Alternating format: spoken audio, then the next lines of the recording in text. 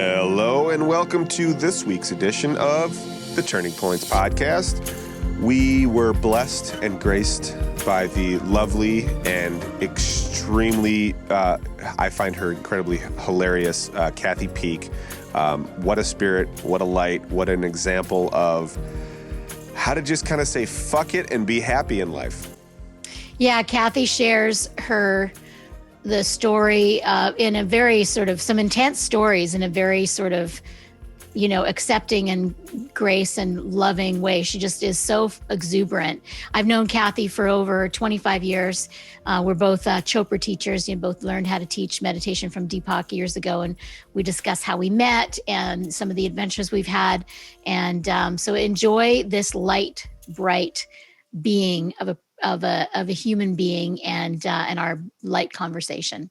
Yes, ma'am. Hey, Kathy, welcome to the podcast. Hey. How are you guys? So good. I'm so happy to see you here on. It's been a while. It has been. Yeah, too long. You're due to come to Nashville. Mm-hmm. Soon. Okay, I'll hold you to that. So, Sean, Kathy has been listening to our podcast, and she always sends me a little text like she'd been listening to them on her treadmill, right? So she does have a gist of what we're doing, and she also did like a quote from me for my YouTube channel, and she always shows up. So I really appreciate that. There's many, many ways in which you've showed up for me over the years. So thank you so much for agreeing to be on. Oh, well, I'm so excited to be here and honored that you asked me to be here. So great. So we're going to kick off the podcast with that question that we have. Many seekers can recall that point in time when they started to question their so-called reality or their conditioned thinking. So do you remember when you became a seeker? I do. I've always been kind of I guess would you say a different person. And I always had as a kid, I always kind of really related with animals and I could, at the time I didn't really realize what was going on, but I could feel energy and that type of thing, but I didn't really quite understand it. After I became a nurse and back in 1995, and I started working on the oncology unit and working with people with cancer, I just felt like I wanted to do more. I felt like what I was doing as a nurse in the hospital wasn't enough. I felt like there had to be something more I could do to help my patients.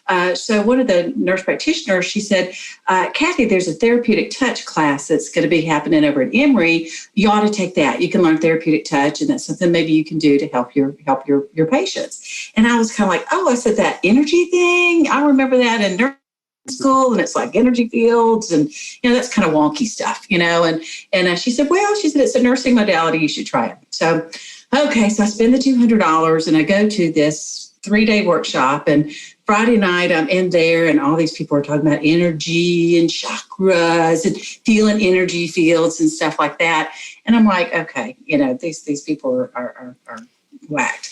So I went for the Friday night. I went Saturday. Everybody's feeling energy fields and they're clearing out the energy and all this kind of stuff. And I'm just kind of like, I just don't get it. I really thought these were a bunch of new age crazy people. And I almost didn't go back the third day. The third day was Sunday morning. And I thought, well, I paid $200. I want to get my certificate that I went. So I went into the class and I'm sitting there and the instructor said, well, we're going to start off today with the meditation. And so we closed our eyes and she led us in this beautiful meditation. And while I was meditating, she had us like imagine their feet were going into the ground and we were this tree and all this kind of stuff. And I just started feeling something. I started feeling I guess it's energy that I understand what it is now, but I started feeling this sensation and this extreme sense of peace. And so I'm sitting there, my eyes are closed, and I'm like, wow, this is just really, really cool. And when the time was over, and it was time to open up my eyes, I never will forget. I opened up my eyes, and I saw things differently. I could kind of see like a little bit of like wavy around people. I walked over to my person who I was partners with for the therapeutic touch, and I started doing my hands, going through the motions, and I could feel the energy. And I'm like, oh my God, this is real. This is real stuff. And so I'm starting, I'm doing therapeutic touch on everybody. I'm going home and doing it on the kids, and I'm doing it on the plants. And I'm just, oh, wow, this is just so cool. And after about 3 or 4 days, I stopped being able to feel the energy. And I was like, gosh, what is it? And I try to be quiet and ground myself and do that kind of thing. And I couldn't feel it. So I thought, well, the only difference that I could think of was that she led us in this meditation. And so at that point, I sought out a person who taught meditation and took a private class. I think I paid like $500 and took a private class and learned how to meditate. And from that point forward, my whole life completely changed. As a nurse working in the hospital, I started realizing maybe this isn't where I'm supposed to be. Maybe I'm supposed to be doing something more. At the same time, I also had an injury and having numbness and tingling in my hands. And I'd been through, the chiropractor, the doctor, the neurologist, had been through all these people and went through finally went to a pain specialist because I was having to deal with this chronic pain. And she said, oh, you've got thoracic outlet syndrome and massage works really well. And I had 3 30-minute massages and completely took care of my thoracic outlet problem. And that sent me on a trajectory to become a massage therapist. Wow. So that's how I changed. And because I know you so well, known Kath for over 20 years, probably more like 25 years now, you were raised pretty darn religious. Oh, yeah. And I'm still very religious. I still have a real connection with my religion that I was raised up with. And it instead of it being, oh, no, I can't believe that anymore, it just was expanded. At that time, I believe it was Carolyn Mace was it that during that same period that Carolyn Mace came out with Anatomy of the Spirit, in which she compares chakras to chakra to Christian and the Jewish Shepherd Tree of Life or something like that. And I read her book and it was like, oh, that just makes so much sense. How they all kind of work together. They all kind of overlap and they're all just different manifestations of God. They're all different expressions of God. Go ahead, Sean. Oh, no, I was just going to say that is kind of the interesting thing is when you kind of get to that more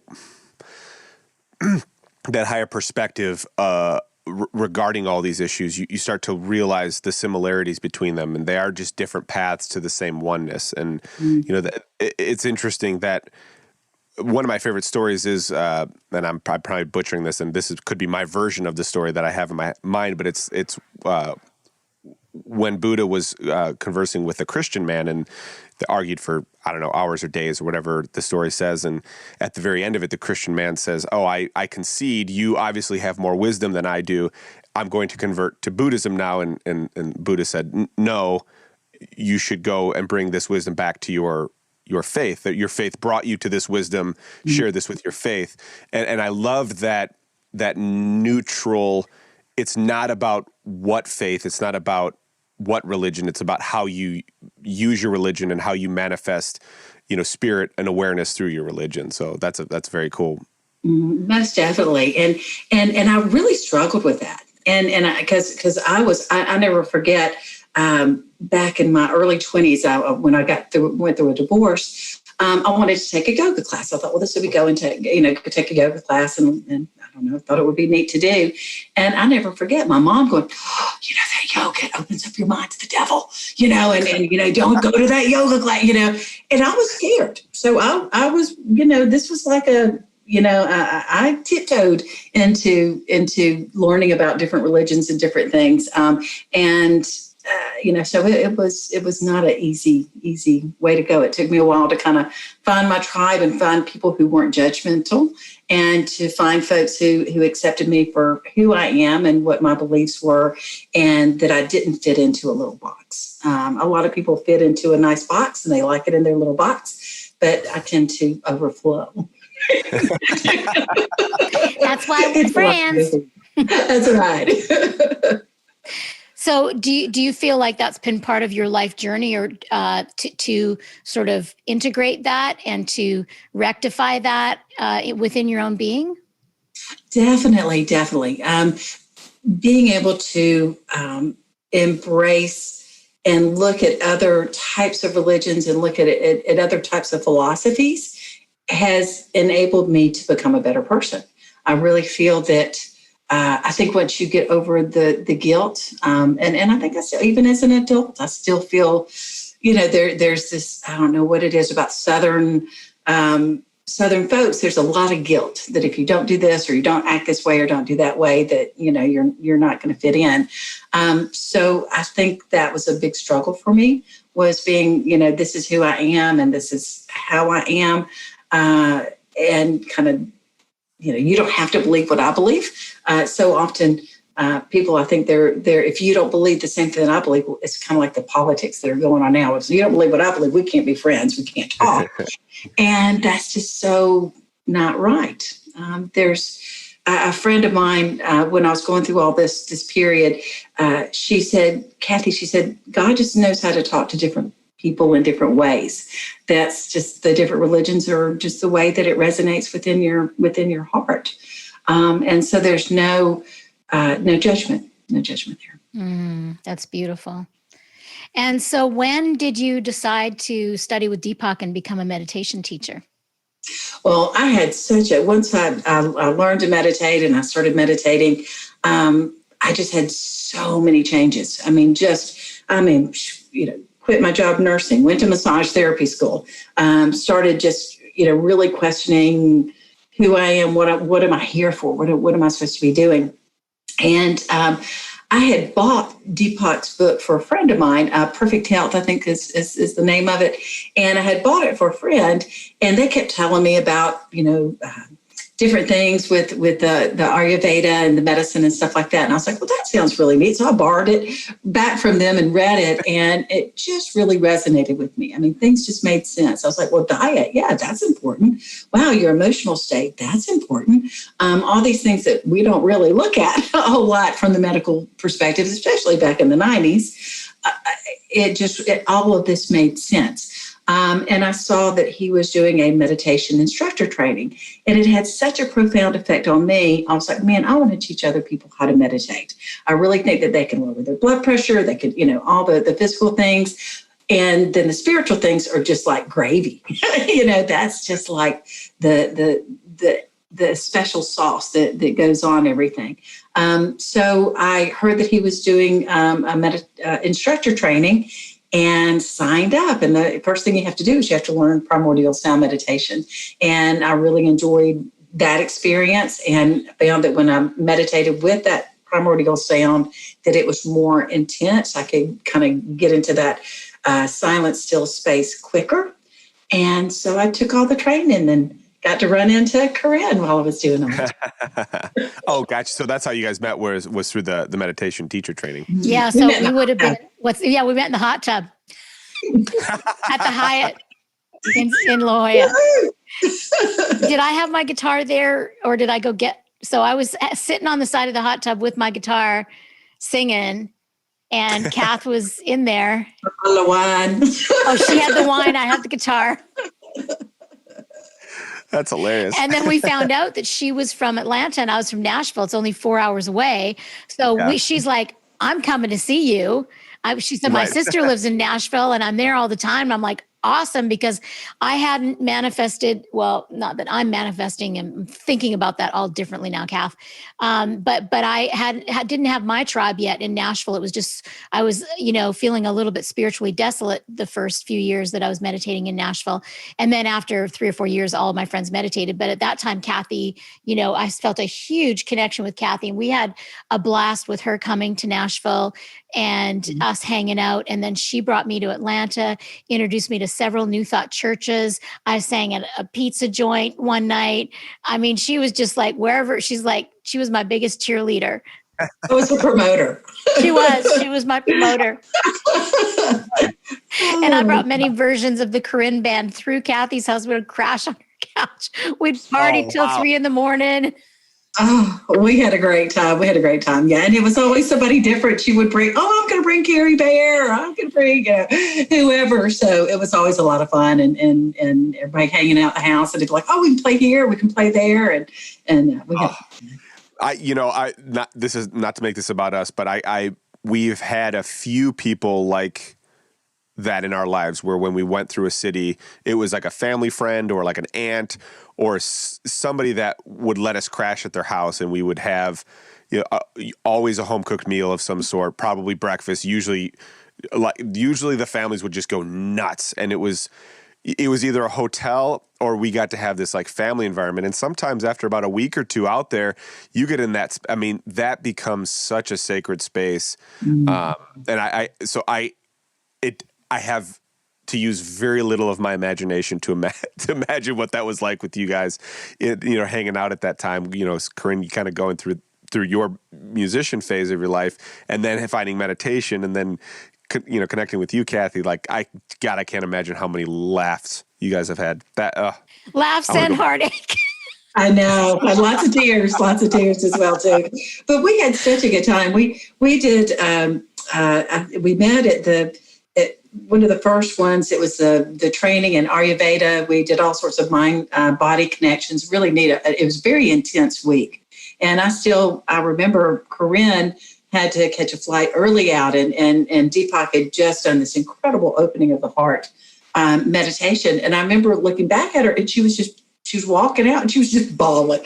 She was just crying just as she was walking out of there. I was like, is she okay? And off on her plane back to Nashville, and then we were roommates at the instructor training. She was my roommate there, so we got to know each other really well at that one as well too. But magical times. I mean, powerful trainings. I just feel so grateful. And a lot of the people, as you know, that we've had on the podcast are from my Chopra days, because it's like 25 years of hanging out with the Chopra people and meeting, and of course I hung out with Deepak a fair bit. And so, so I got to meet, his kind of crowd, and then all of us teachers, we were really part of a family. And, I tell people now that I actually was a minister. I was the high priestess at a wedding. I married two people last week at the Ivy House, some students of mine. And I said to them, I said, when you think, like, I gave them a really nice little folder for their marriage certificate and a few things. And I'm like, you're going to have this for the rest of your lives.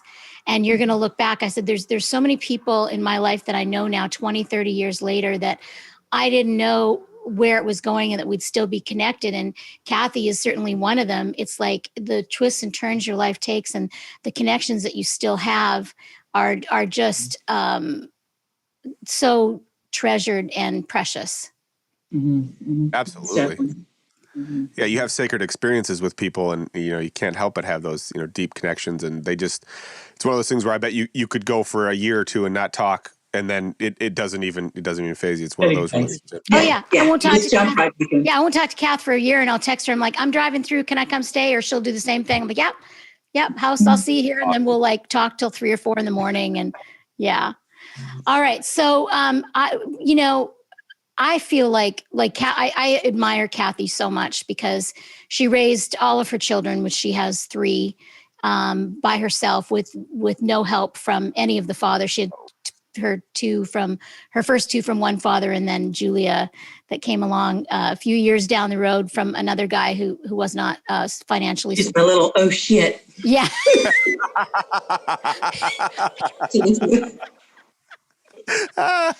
We were at a party together.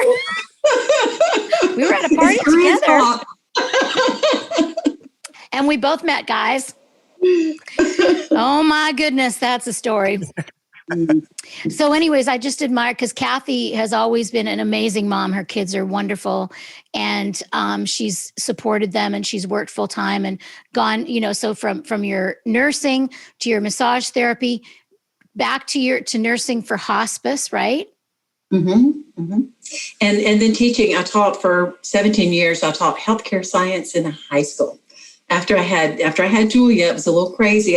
Before I had her, my third child, I was juggling. I was work in hospice in the morning. I'd work from hospice from like 8 till 12 o'clock. And then at 12:30, I would teach at the massage school as a massage therapy instructor. So I would teach from like 12:30 to 3:30. And then either I would go see another patient or I'd have another, give a massage or something in the afternoon.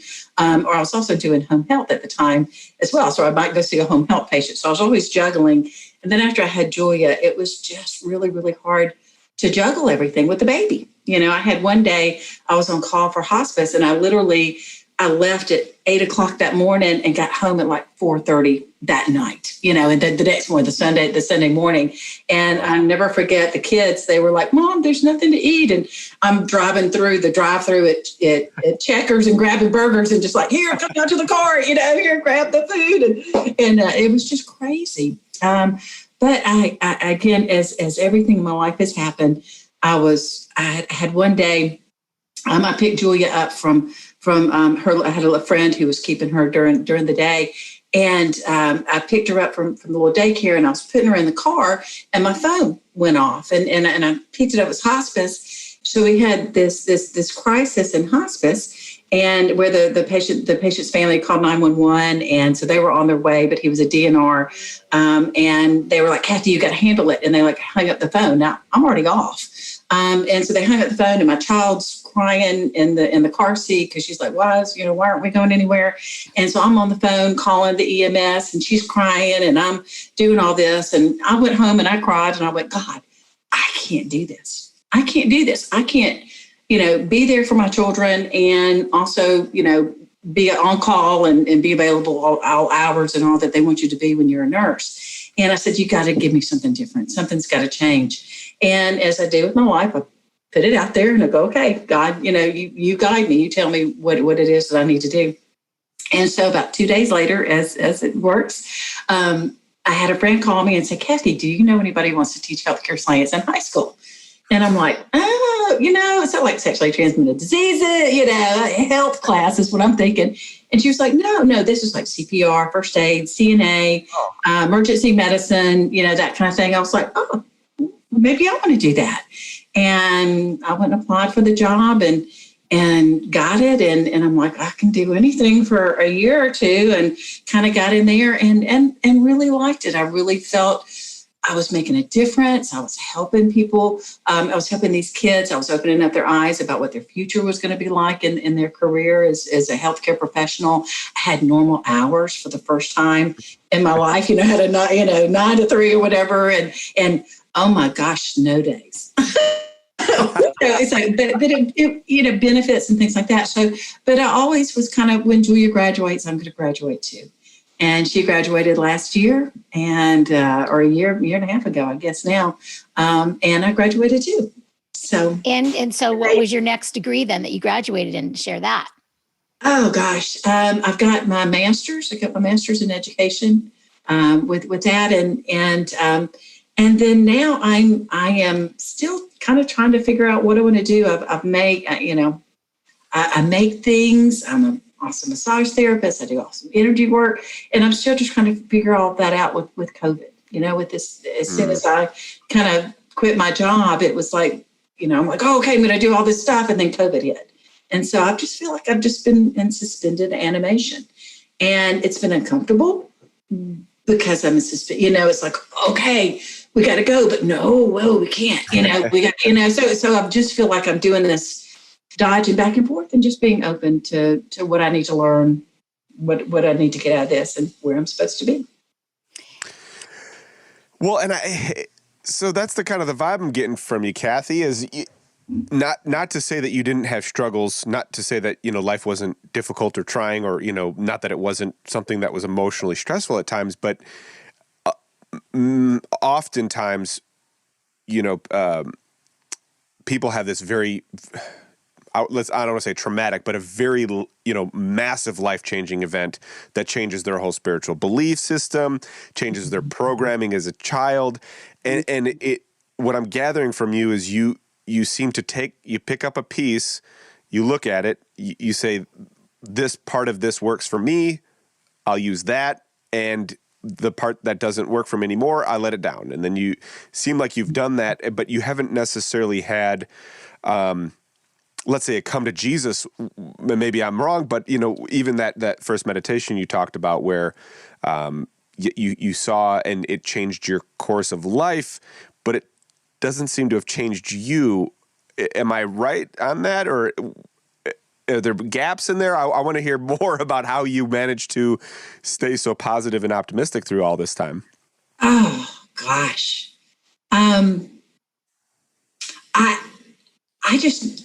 I know that everything is going to be okay, no matter what happens. I have had my car accident. I was hit by a truck. I had almost a head-on collision. I was in a bad relationship, not happy in my life. Things were not going well.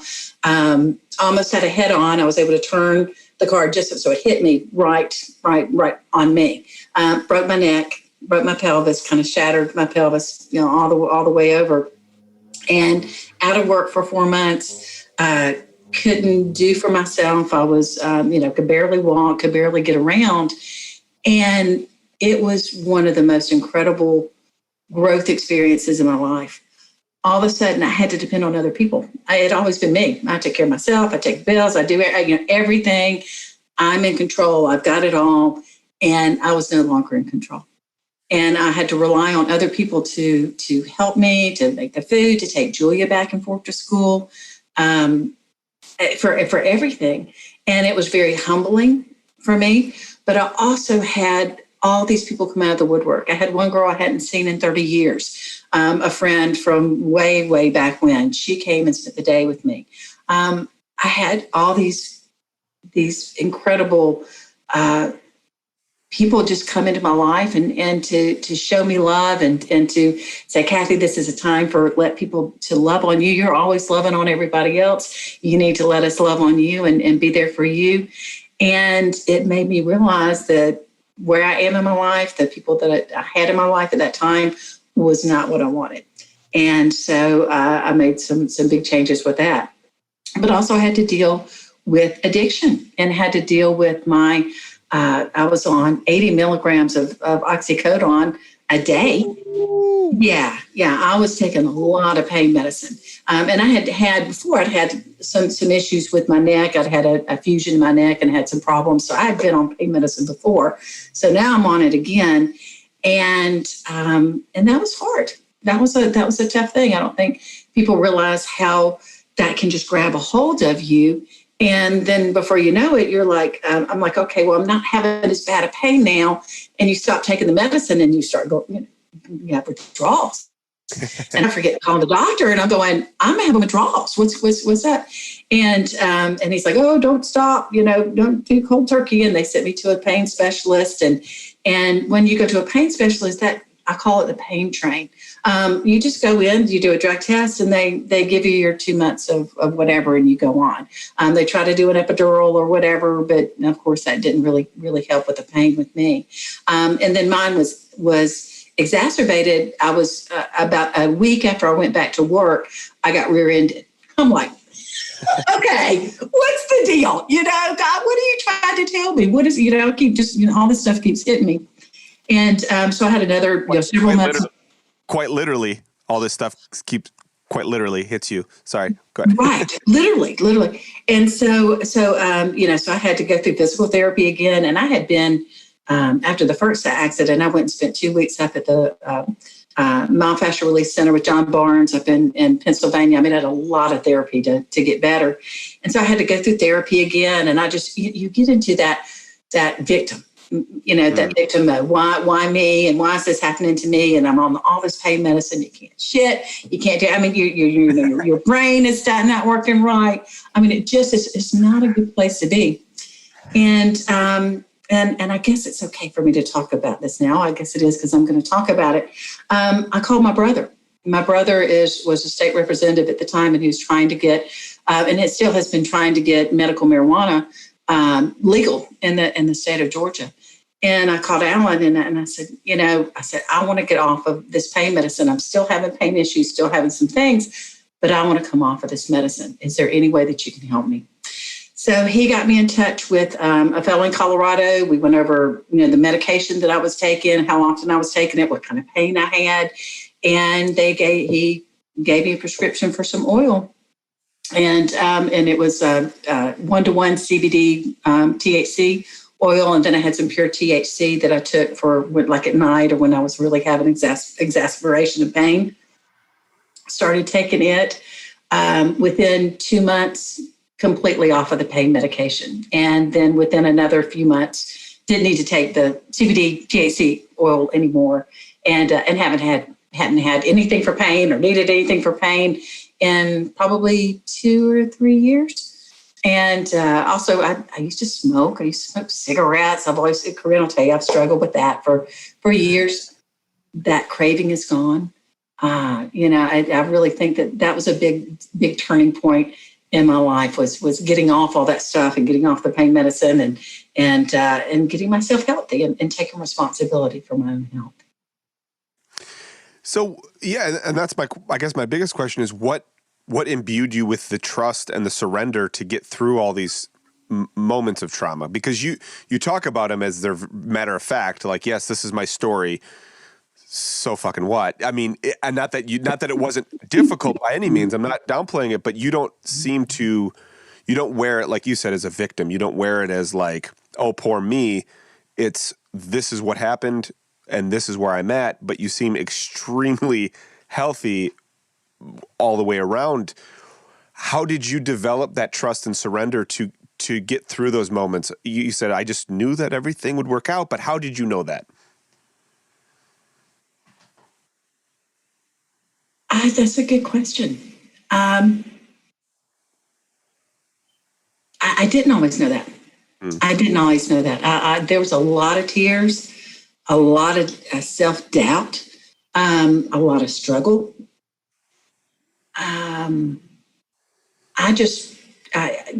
Corinne remembers the summer that I came up there. I said, I'm going to be happy.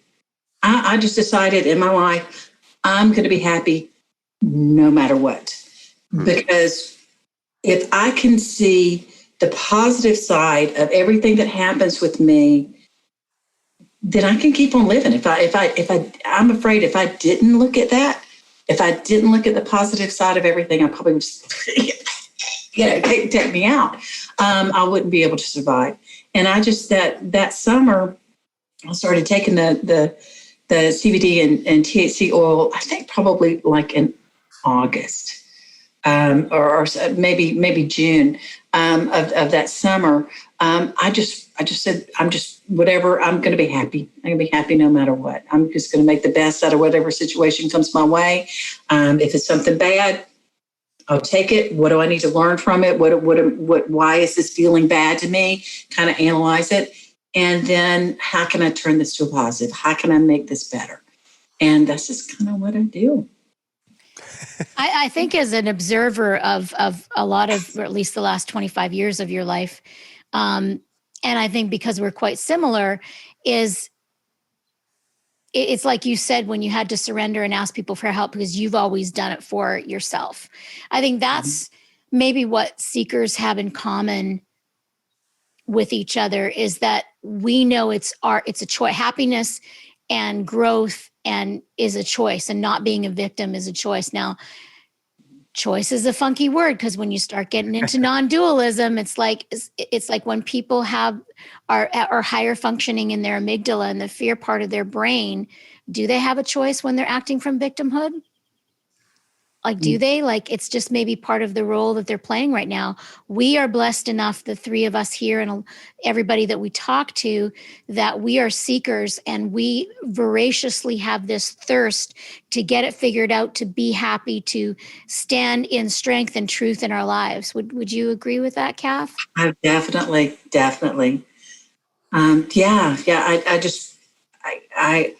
I believe. I mean, it's not like, oh, I think everything's going to be okay. I know everything's going to be okay. There's not a doubt in my mind that everything is not going to turn into something or to learn or to make something positive come out of whatever situation that comes your way. Corinne knows a lot of my story. And again, it's just my story. And it used to be when I would talk about things of being, victims of this or victims of that, I would shake. I mean, my whole body would just like shake. And it was years till I was like, oh, I'm not shaking anymore. I'm not physically feeling that. I've had a lot of body work, a lot of massage. I've had a lot of energy work. I do a lot myself. I do a lot to myself, but I also go and have a lot of good body work. And I feel that takes off some of the trauma that I've had over my life and things that have happened, that has helped me release it and helped me to see things from a different perspective. Well, and it's interesting. One of the points I wanted to talk about when you said earlier, you were going to do a yoga class and your mom said, "Oh, don't go to the yoga. It brings out, or it's going to, the devil. The devil is going to, it's like, well, and what's funny is, I mean, obviously that's a motif that many people use. The thing is, like, yes, if you go into any self-realization or mindfulness practice, it's going to reveal the devil. However, that's going to be the devil in your own devil, you as the devil, the shadow side, the dark side, or whatever you want to call that part of us that is hell-bent on self-preservation, but equally self-sabotage. And it's an interesting thing, it's an interesting thing diving into a practice where you do have to have that faith of like, and it's not a faith, like you said, it's not a belief. It's just a knowing that I'm going to choose happiness when I have, and maybe it isn't a choice, like you said, Corinne. It's hard to really parse that out on a general scale. But let's say I have a choice. Every time I have the opportunity to choose happiness, it's how you focus your awareness. It's what you're choosing to put on a higher pedestal. Your thoughts, your ego, your trauma, that sense of victim, or happiness or purpose or whatever that word is or whatever that focal point is that brings you more into the awareness, that brings you into that flow state. It seems like a luxury, but it also seems like, fuck, the amount of work that had to be done to get to that choice, right? And that's where it gets funky, Corinne, because the trauma, the second guessing, the doubt, the amazing amount of traumatic spiritual experiences even that take you back in and spiral you down and spit you out and blah, blah, blah, blah. Mm-hmm. It is a lot of work. And so that gratitude that comes along with that decision is hugely important. And you're right, it doesn't feel like a belief. It's like, I don't know how to say this, but it seems abundantly obvious that there is something beyond this physical reality. Mm-hmm. And every time I place my trust and faith in that, things don't necessarily go easier, but it keeps me in a focused state of happiness or contentment. Gratitude. Right. Gratitude. Attitude of gratitude. And I live that. I mean, when my eyes open up in the morning, I'm grateful. I am grateful. I'm glad I'm here. I'm glad that my feet hit the floor and I've got another day that I can go make trouble somewhere, and get into something new or whatever, I'm into. I live that. And I know not only for my own healing, I think I'm kind of the classic wounded healer. I've been through so much and have just have been so discombobulated and have had to heal myself and to bring myself back together. That's made me a more empathetic and caring person. And it also has made me help other people heal. I'm not a healer. I help to facilitate other people in their own healing. And that's just a gift that I have. And I think it's from having to go through all the things that I've had to go through that I can help other people facilitate their own healing. Yeah. And if you've never, I don't think, I love trade and massage with Kath. We're like, let's get naked and trade massage as soon as we see each other. Like 2-hour massage, Yeah. Yeah. Oh yeah. Well, and that's the thing is like, I'm trying to articulate this kind of vibe that you're putting out, this energy, and because to be honest, I don't even know you, Kathy. I mean, that's what's funny is we had the yoga training together. I know you, but like we have had almost zero interaction in our whole life. But that first day of the yoga training that we were hanging out together, it's just like, oh, hell yes. I'm going to hang out with this lady because she's amazing. Doesn't just make me feel good, but makes me feel welcomed, but doesn't seem to take life too seriously. And you have a natural, just a natural healing vibe to you. The energy that your smile, the way you put things, and your sneakiness, and you're very mischievous, but in a very healthy way. Like, that is medicine in and of itself. And whatever path you took to develop that, fuck it. I mean, that's amazing. It's just, it makes people feel great. So. Well, thank you. That makes me feel good, because nothing brings me more joy than to help other people. That's right. my goal. Mm-hmm. Thank you. And I think your man picker is finally not broken anymore. I know. Oh my God. Oh yeah. Yeah. I'm like, oh, he'll be bad for me. He'll be bad for me.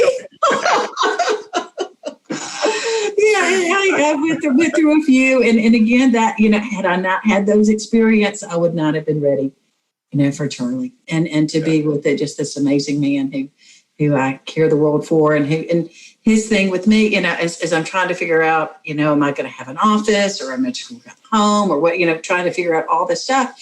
He looks at me and goes, what makes you happy? What do you want to do? What brings you joy? Don't worry about the money. What brings you joy? And that just, oh my gosh, I've never experienced that in my life. And so it's just been a wonderful experience for me to have someone who really genuinely cares about my happiness. And so it's been fun. I love my Charlie. Yeah. And all the kids are moved out now, right? I mean, I know. Yeah.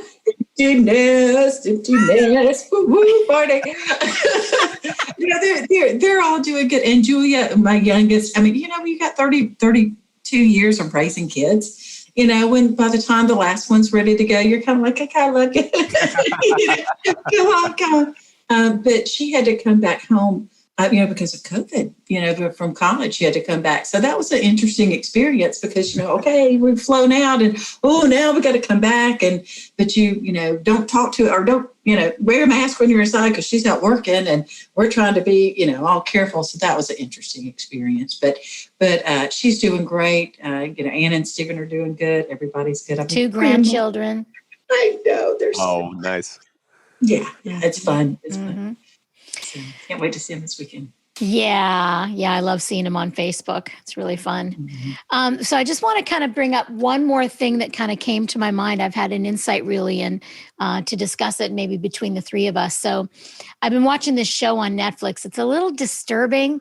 I don't know why I'm watching it, but sometimes I just force myself to watch disturbing things, because I do tend to want to just watch really happy, fun things all the time. So it's a series called Ginny in Georgia, and it's about a single mom and her 2 kids, and she's quite like deranged. The mother, I think she has killed a few people. But anyway, the teenage daughter hurts herself by burning. I've seen young people cut themselves before, and I understand that. I had a friend years ago who said that she'd rather feel the pain of not eating than the pain of the emotional hurt from the breakup. So I started to understand that people that would look for physical pain. I know we went way off the rails here on the other side of this depth, but this has come to me strong. And then so in this show, and then I've had some friends whose daughters, cut themselves. And so I understand that they're trying to take away the emotional pain. And then in this show, this girl actually takes a lighter. And when she's feeling intense emotional pain and she'll burn her skin, she'd rather feel the emotional pain. And I had this aha today, because it's kind of a disturbing thing to look at in a movie, to see that as a young person doing that. And I was like, Saul said, I took a Saul yoga class, one of my favorite yoga teachers online the other day. And he said, things that are intense shock us into the present moment. And he said, like when you drop a glass, like you're right there in the present moment, and it shocks you into that present moment. And I was like, this is what these things do. It takes them, because the emotional pain is here. It's that repetition that's going over and over and over again. And then that physical pain that they do to themselves is like that shock, the dropping of the glass. Right.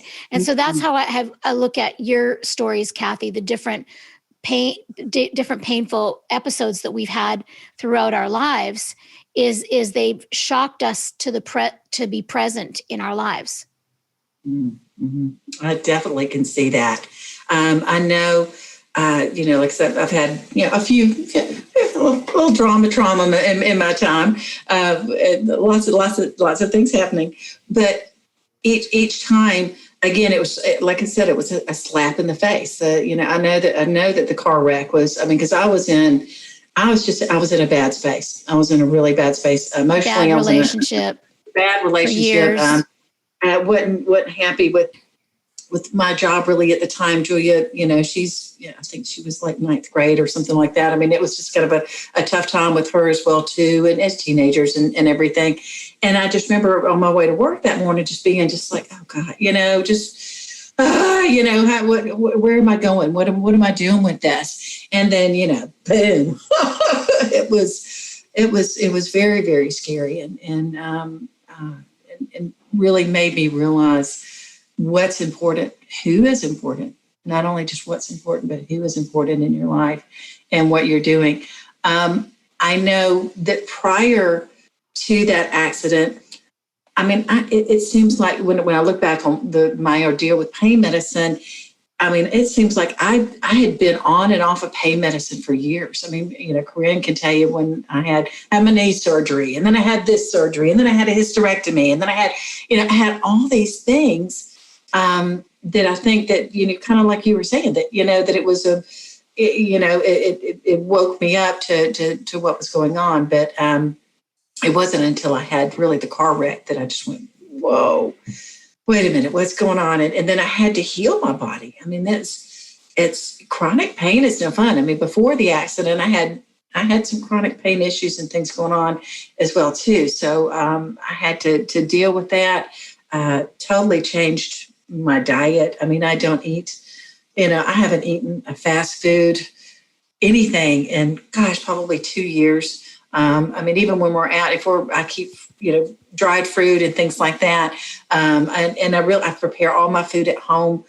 Still eat my meat, so I'm not a vegetarian, but I buy from a local source person who I know it's their cow, that's been out in the field and that kind of thing. So I've completely changed how I do my diet.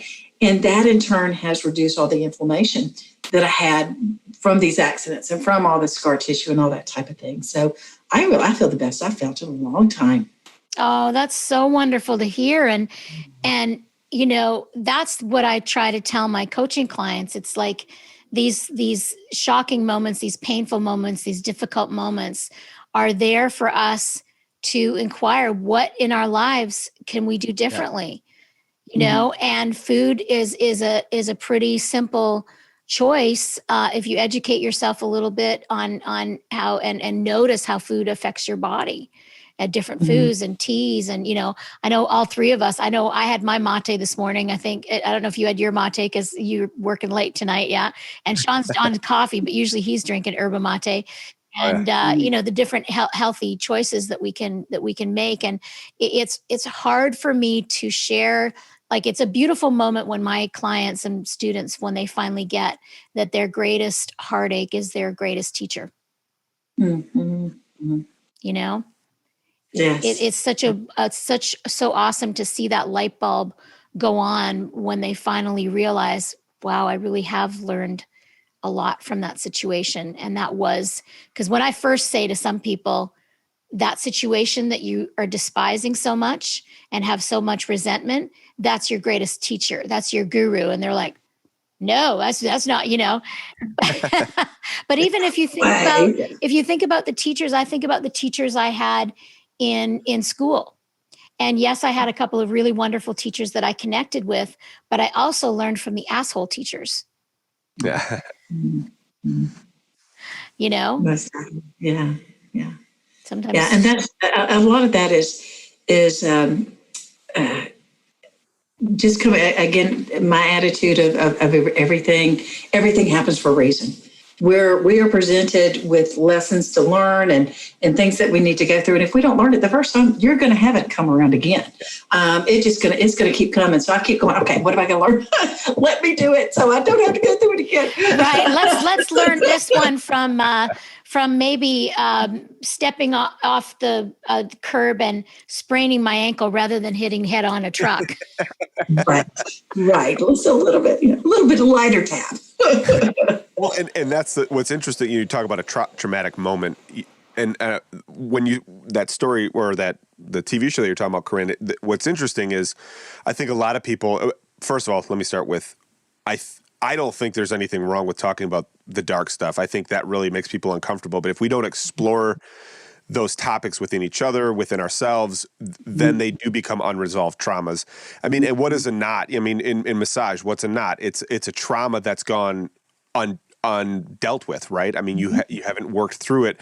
It's a pain spot, but you're just maintaining the pain and you're perpetuating the pain instead of dealing with it. And the same thing with like a trauma is, yes, a trauma is bad. Yes, a trauma is usually something that shocks us. And I've never thought about it. And I think that's a really great way of looking at it. But it's a lot like changing your perspective on pain. Pain is a messenger, right? In the body, it's a messenger. And emotionally, it's a messenger. All these traumas are messengers showing you to deal with something. And I never thought about it before, but I think a lot of people would look at somebody who causes physical harm to themselves, cutting or I don't know if it's called torching or whatever. We say, oh, why are you causing yourself pain? And they're saying, we're actually causing ourselves less pain because in our system, in whatever trauma we're dealing with or aren't dealing with or don't have the tools to deal with, whatever's happening inside of us is more pain. So we're trying to get away from the pain.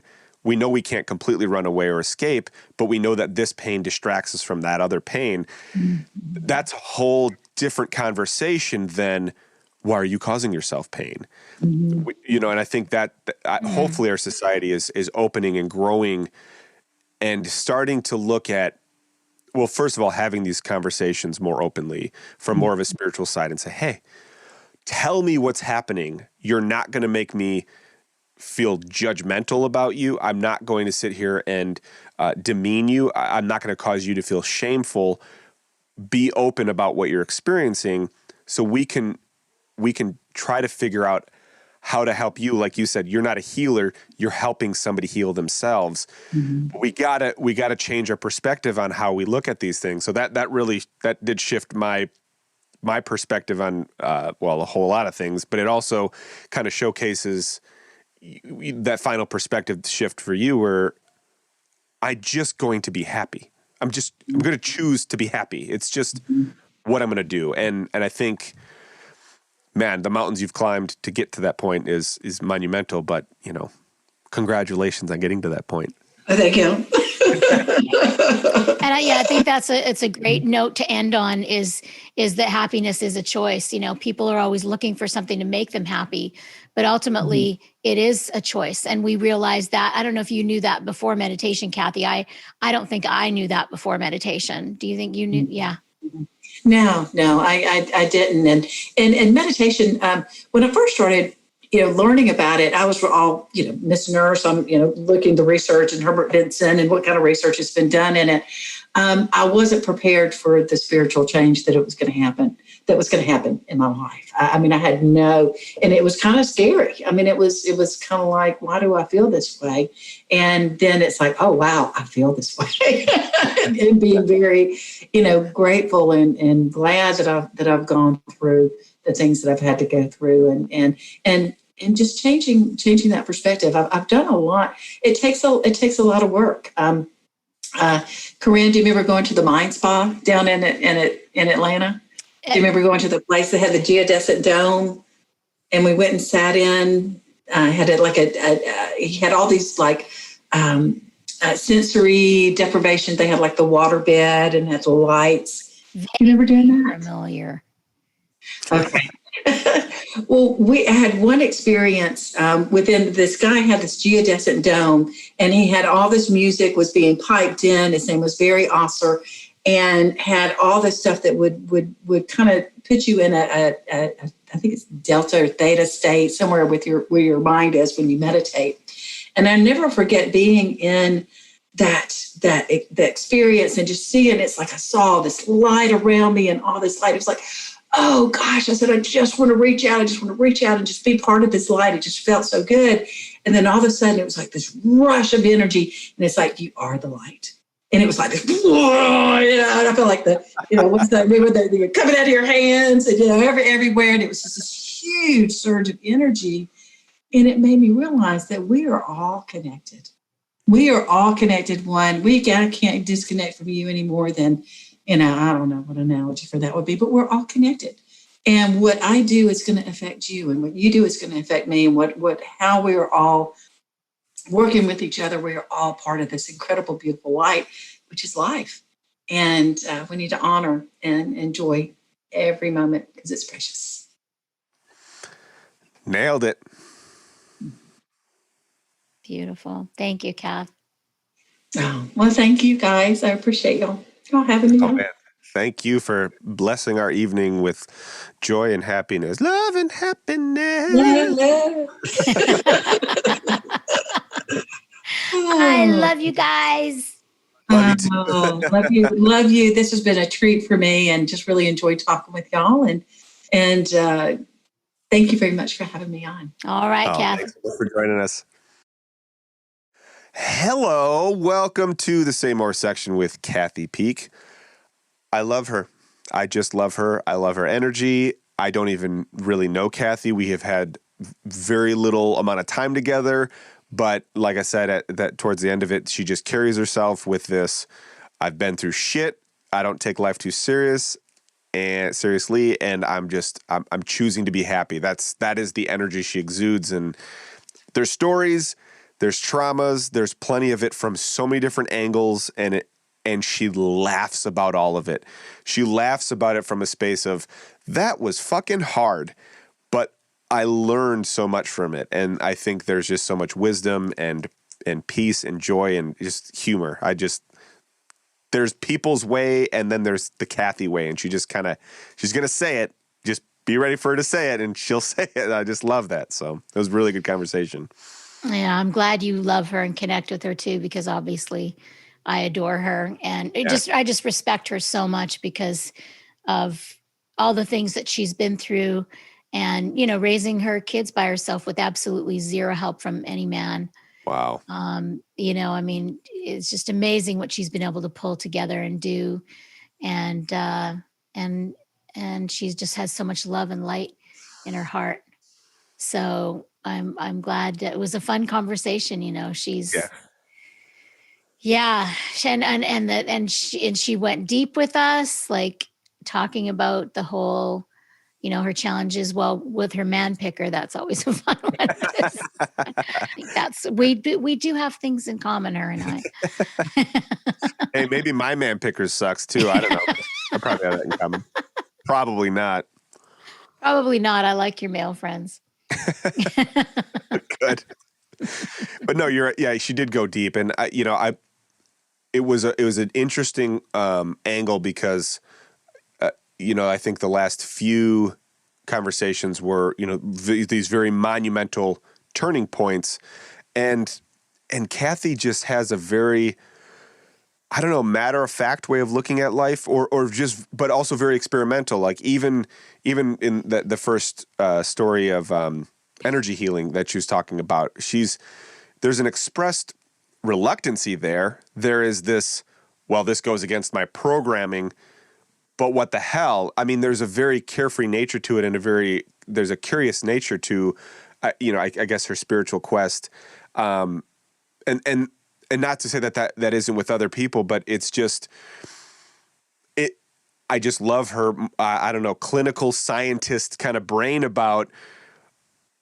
When I did the meditation, I was glowing and my perspective changed for like 3 days, and then it went away. Well, why did it go away? Oh, well, she led us through meditation. So obviously I just need to meditate. It's like I said, it's kind of matter of fact. And maybe there's more of a story there, but I like that there isn't. I like that there is just that this was the piece that helped me experience that. So I just need to pick up that piece and do that piece. Like it, and I don't know. It just seems like, I don't know. And obviously when you're looking back on 20, 30, however many years of your life, it is easy to kind of separate you from the identity once you've gone through that. But then again, it's not, like we talked about. I mean, it's very easy to get caught up in the identity of victimhood in traumas. And I think that is that spin you put in that perspective, that question that you put out there about traumas, that's a big question. It's a big question because I think what we've talked about in the mechanism that even puts somebody on a spiritual path, there's so much, it's a gift there, and then it's a gift from there on out that doesn't make it easy. And that doesn't mean you're not going to be faced with trauma. That's not the point. The trauma isn't the point. The difficulty, the suffering, the struggle, the shit, even the ethereal joy, that's not really the point. The point is maintaining that awareness through all of it and having a mindfulness practice through whatever. That becomes that flow state. That becomes that glue that kind of holds everything together in this, learning experience, I guess. Yeah, the insight that I've had recently, from working on my book is thinking back on these past, whether you want to call them trauma or stories or turning points in my life. It's like years ago, I learned from some, friends and family that had gone through therapy and just from studying massage school. They're like, when a therapist talks to a client about trauma in their childhood, what they have to relay to the client, to the person that's had the trauma, is that when you look back on a trauma as a child from an adult, you're looking back from your adult perspective. Right. And so that's why people feel guilt in some cases of abuse and stuff. It was like, why didn't I stop that? That's why they feel, because and that the therapist has to say, you have to go back with your childhood perspective, not your adult perspective. And so that's been very interesting for me in my memoirs, is to go back, because when you're writing a story, people want the drama. Like they want the story. They want, because so when we pushed Kathy a little bit, she did go and she did say, it was fucking hard. Yeah.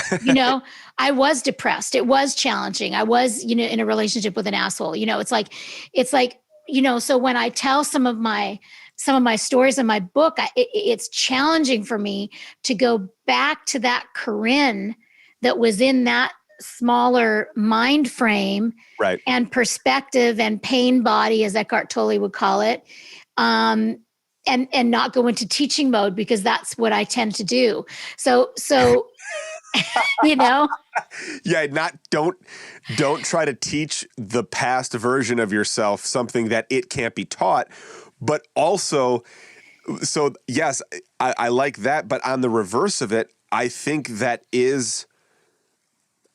can be an effective tool for dealing with trauma and for dealing with it. You're not talking about dealing with it. I feel like you're past the traumas. You're going and reliving the stories from a theatrical, because you're putting it in a storyland, right? So it is a different perspective, but that's where forgiveness, I think, comes into play. So our current state of being, our current perspective is, hopefully more wise, hopefully more open, hopefully more mindful, and going. I think when you're dealing with a trauma, well, God, there's so many fucking fingers to this thing, which is amazing, because it is an interesting thing. Is like, yeah, don't be a coach to your older self, but there is a certain mentorship that you have with past traumas that you take that and you say, listen, where you were and your perspective at this time was such, and this is how you dealt with it in that time. You're still feeling guilty about something that you can't change, but you can change your outlook on that. And that is, I think that's part of that healing the trauma is, no, you can't change what happened, but you can change how you see what happened, and you can change how you see yourself in that trauma, right? Because, and that's been some of the biggest hurdles. God, I can't even imagine like writing and having to put that to paper about like, oh, and by the way, when I had this trauma, and then detail out that story, because I know what that feels like to go back. And I mean, you know the amount of guilt I've had making a good decision and leaving something that was not serving me anymore, and going through a really difficult, separation from something that was a big part of my identity, and that's freeing. Well, then it floods back in of the guilt of like, well, fuck, if I just would have done everything differently, I might not have had that separation anxiety, and then the guilt, and then the da-da-da. And then, so going back and changing the perspective, or giving that traumatized version of yourself a new perspective from a mentorship program internally. I know this sounds probably schizophrenic, but I mean, I think these traumas are almost like playing out a role. They're stuck in a role in a lot of ways. The emotional, the spiritual, the physical role of that moment kind of gets frozen in time, and it just kind of repeats itself. And I think you have to give that traumatic version of yourself a way out and say, hey, if you're not going to forgive yourself, I will forgive you. But once you do that, then you don't want to relive that again. Like, you don't want to play out that story again, but I don't know. But you don't, when you're looking at it from this new perspective, Right. You don't play out the trauma again. That's the whole point. Right. The way you play out the trauma and drama over and over again is to see it as you did back then. Right. And see it as not healed, and not, to see yourself as a victim, I guess. But when you look back on it now, it's like being on an airplane. It's like when you're going down the runway before you take off, you can just see the other planes on the ground and the airport. And then you go up off the ground a little bit, and all of a sudden you can see the airport from above and the highway you took to get there. And then you go up a little higher, and you see the city that you just, where your home might be. And then you go up a little higher, and you can see, the whole, state or province or wherever and that's, I think, that's what happens to our perspective when we meditate more, and as we grow older and become more emotionally mature and wise, is to get these things from a bigger perspective. And that was the point I was making towards the end about seeing things, seeing your not as a victim, seeing your situations not as a victim, but as their teachers. Like your greater your pain is your pain, and the situations that are the most difficult can be your greatest teachers. Yeah, because you're humbled in those moments if you allow yourself to be humbled. If you can get to the point where you feel, I don't know if you feel gratitude in the moment, but if you use gratitude as a tool for or at least taking gratitude with you in those moments of trauma, and having that like, okay, well, how is this going to teach me? And that's what Kathy kind of used that as like, what am I going to learn from this? You're humbling yourself, but you're taking gratitude because you're putting something bigger than yourself in that moment, or at least bigger than your traumatized self in that moment. And you're not focusing on that identity of the problem. You're focusing on the flow that is possible, the potential of healing, the potential of something greater, the potential of that lesson then, and the teacher to come into your life and show you how to move past this, but with newfound perspective. And that's a wonderful analogy in meditation, because that's what happens to the thought part of us. That's what happens to the identity part of us, to the everything about us that isn't real, which is almost everything. Probably everything is not real. And as you float upwards, not really upwards, but outwards, and you expand more, all of those thoughts become those cities and then those provinces. And eventually you tap into that connectedness. And that's why I think the symptom of connectedness and the symptom of compassion, it becomes so prevalent and it becomes so obvious because you're not even putting everything in a compartment when you do that. It just becomes what it is. There is no compartment. It's just everything flows, everything moves, everything is, you just accept it all. And then when you realize other people are also having that experience, there's just kind of like this, fuck. Like there's so much more beyond this. Let's play in that area. Let's connect in that area more. And that's where you just like, it's hard to judge anybody at that point because you know what you've had to deal with.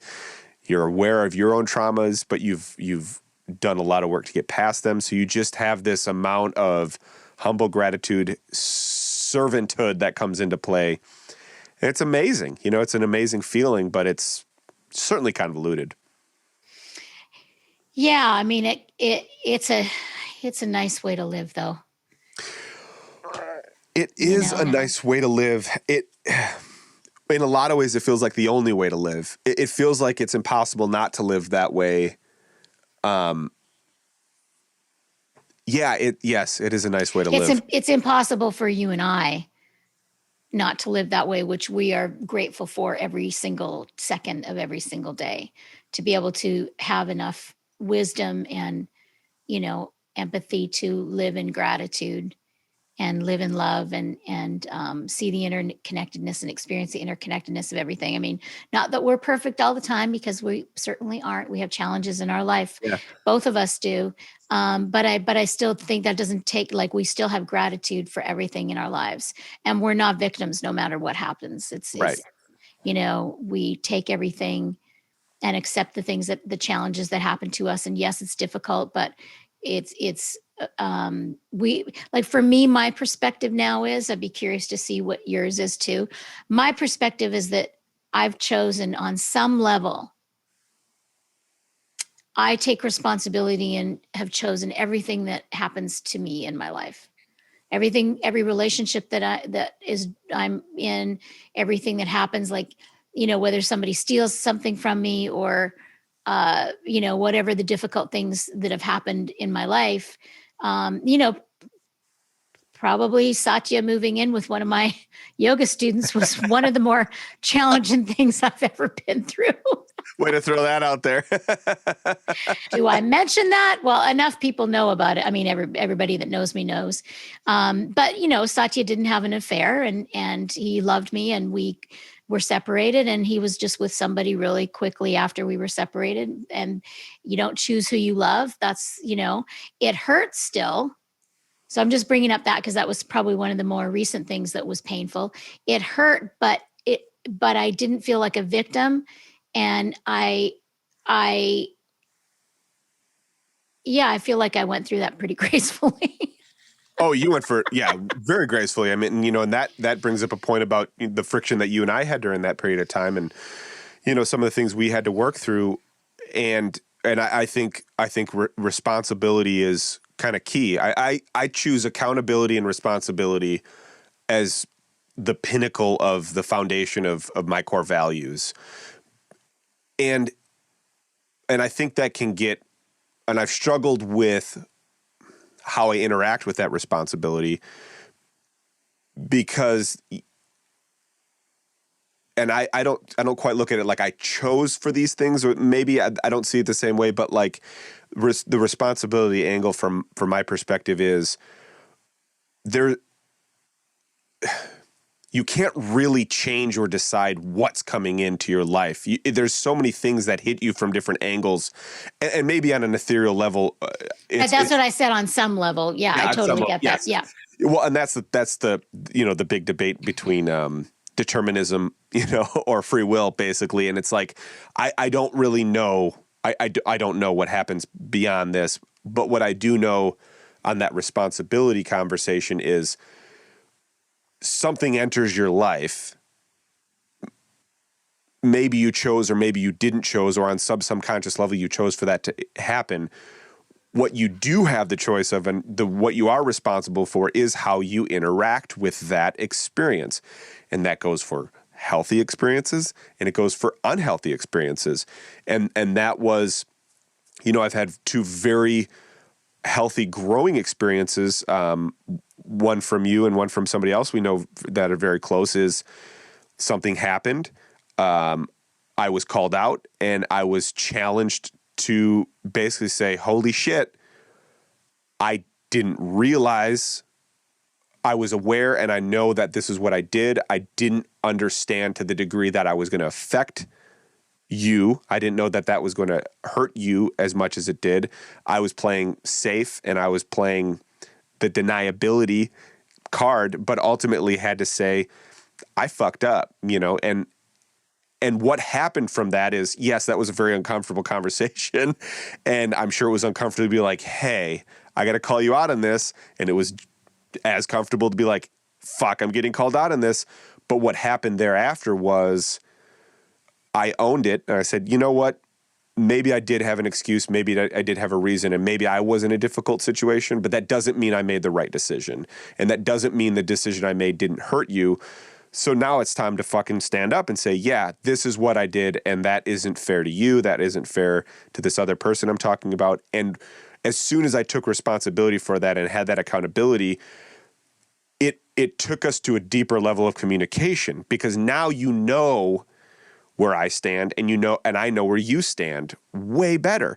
But if we don't have those hard conversations, we don't call each other out and hold each other accountable, and we don't take ownership of our responsibility, we're not going to deepen those relationships.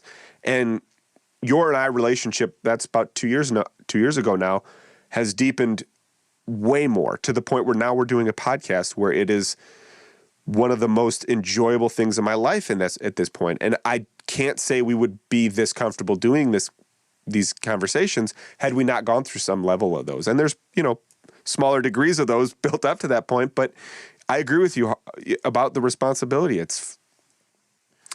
What are you going to do? You're going to go around blaming somebody else? You're going to go blame, the thing that happened to you? You can sit there, you can spend a whole year blaming something for coming into your life, and then you're just identifying with that problem over and over and over again. Or you can say, God damn it, that sucks, but I don't want this to be who I am. I don't want this to define my path.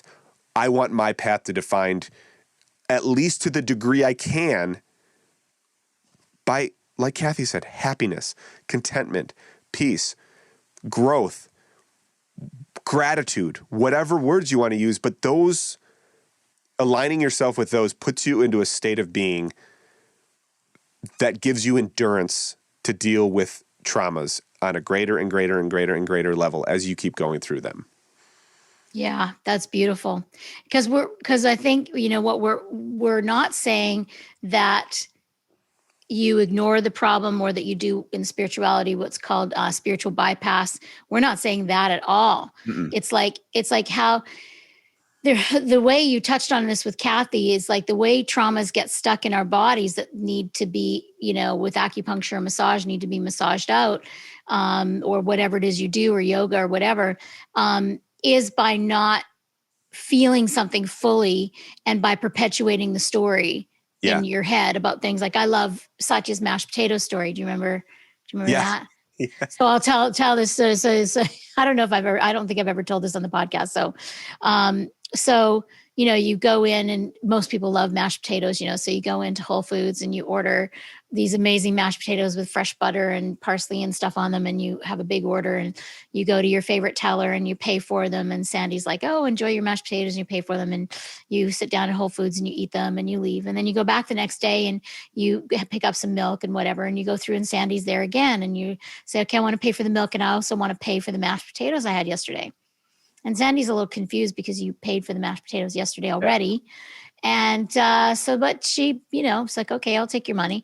And then you leave, and then you go back to the store the next day to pick up some, some bread and broccoli on the way home, and you see Sandy again. It's like, oh yeah, and I want to pay for the mashed potatoes I had a couple of days ago. And Sandy's like, okay, I guess this is the thing now.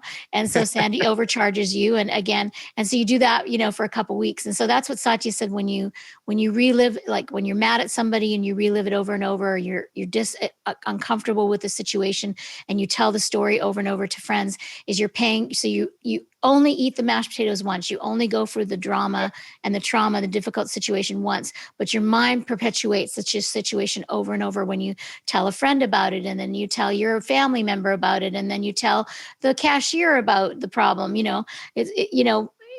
do that with so many things. Satya and I were really good with that. I remember the first time when we first got married, and he said, I don't know, I think I was talking to a friend or something, and he's like, didn't you already process that with your other friend? Like, and I'm like, yeah, you're right. And he wouldn't let me. And then he'd do that in an argument too. If I ever brought up anything in an argument, he goes, I thought we worked through, are we not done that yet? Because most people have the same argument about the same thing over and over again. And Satya and I never did. Yeah. We never did. When we were done with something, we were done with it. Yeah, because otherwise you're paying way too much for the mashed potatoes. Exactly. And I think that's what I feel is a very important,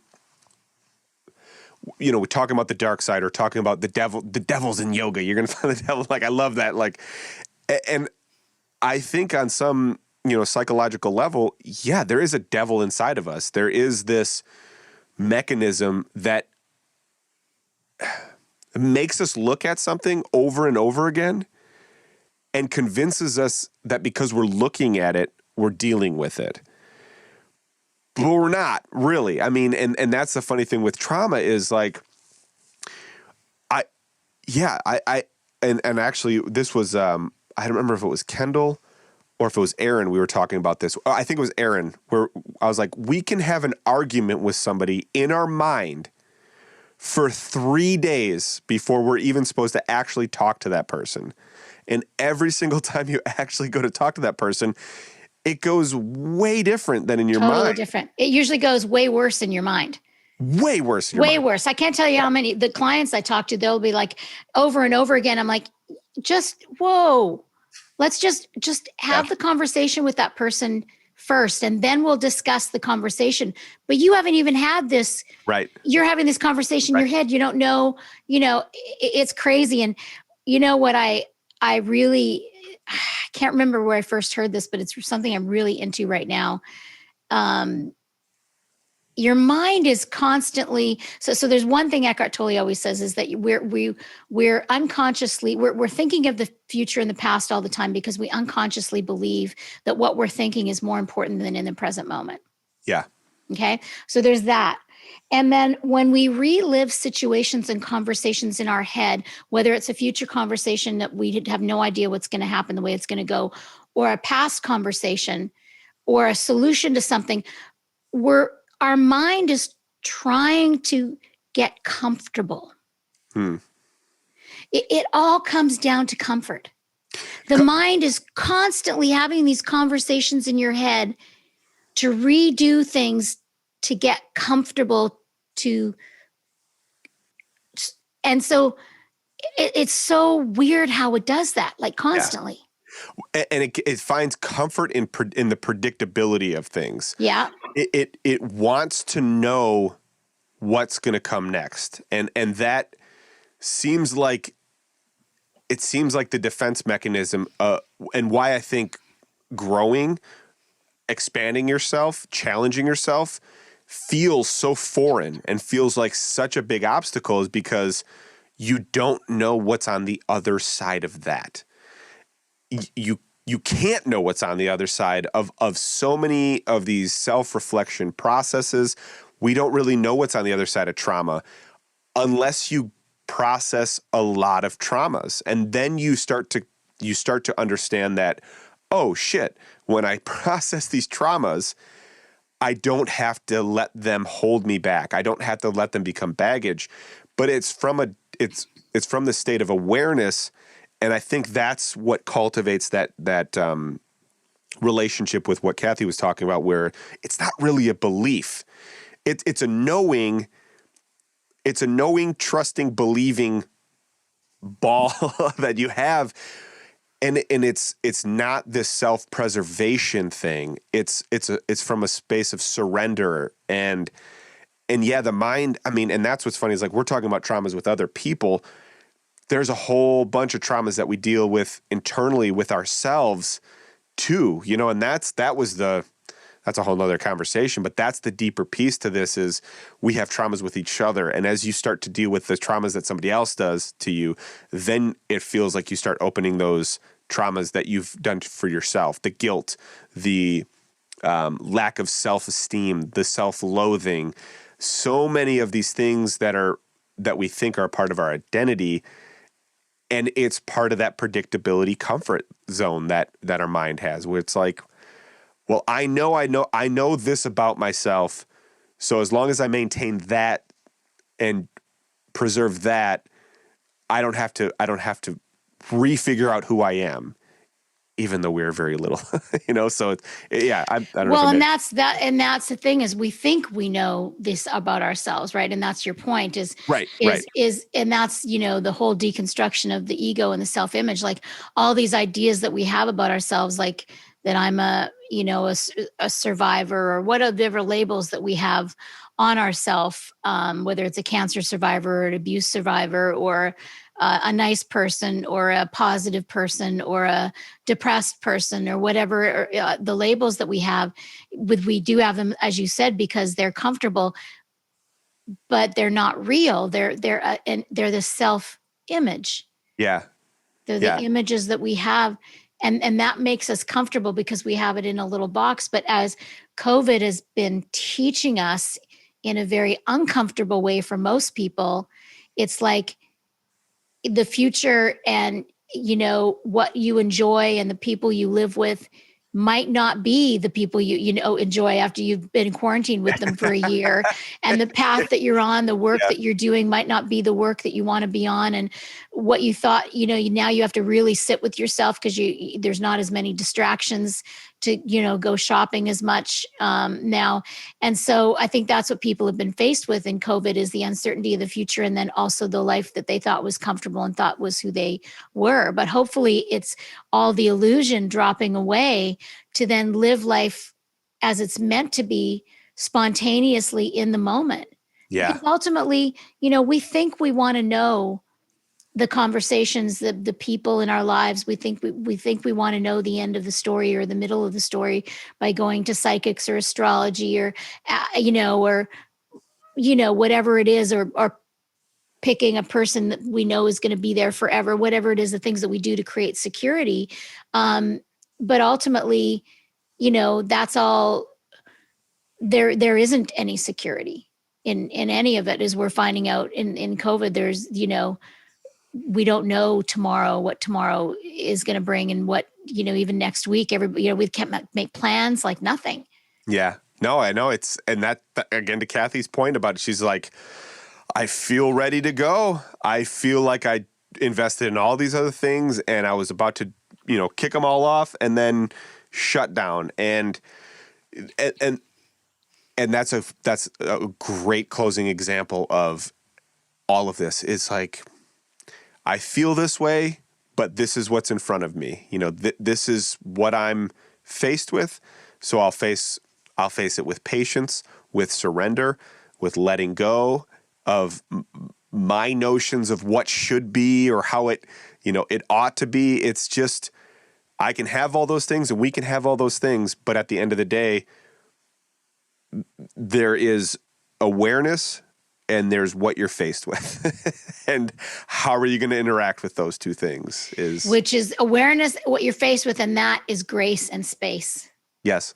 Right? Yeah. Like all what we're talking about is we're bringing space to a situation rather than being in a box where there's no space.